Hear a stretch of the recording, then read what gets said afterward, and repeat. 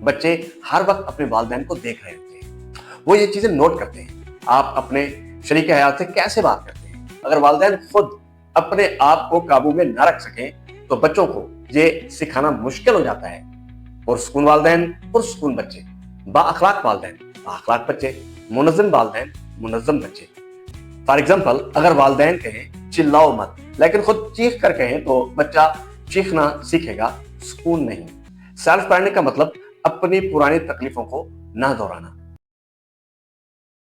بسم اللہ الرحمن الرحیم، welcome to the life coach.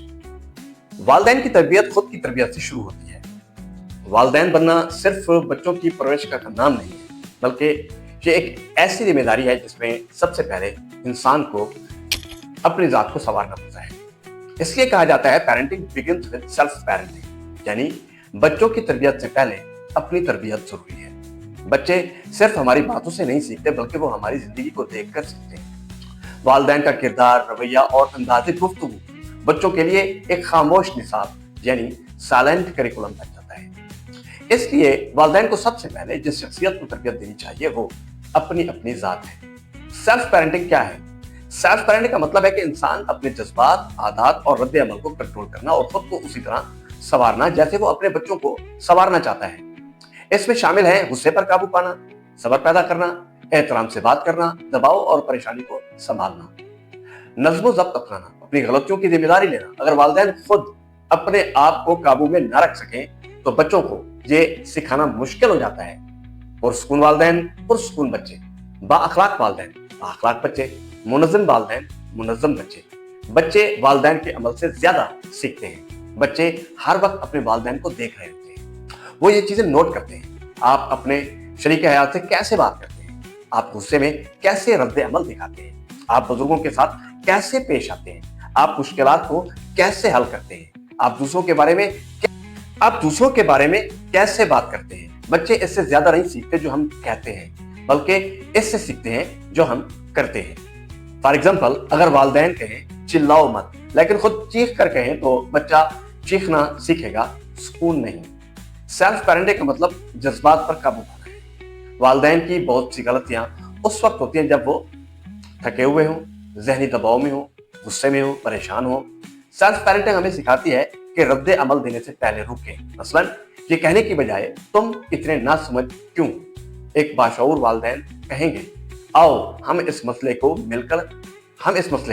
مل کر حل کرتے ہیں۔ یہ چھوٹا سا فرق بچے کے اعتماد کو محفوظ رکھتا ہے۔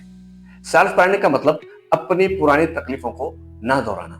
اگر والدین وہی طریقے اختیار کرتے ہیں جو ان کے ساتھ بچپن میں اختیار کیے گئے تھے، مثلاً اگر انہیں بار بار تنقید کا سامنا کرنا پڑا وہ بچوں پر تنقید کرتے ہیں۔ اگر انہیں خوف کے ذریعے قابو میں رکھا گیا وہ بھی خوف استعمال کرتے ہیں۔ اگر ان کا موازنہ کیا جاتا تھا وہ بھی بچوں کا موازنہ کرتے ہیں۔ سیلف پیرنٹنگ کا مطلب ہے کہ انسان خود سے پوچھے میرے بچپن میں کون سی چیزیں مجھے تکلیف دیتی تھی اور پھر فیصلہ کریں میں وہ تکلیف اپنی اولاد کو نہیں ہونے دوں گا۔ اسے کہتے ہیں نسلی منفی رویوں کو توڑنا، بریکنگ جنریشنل پیٹرنز۔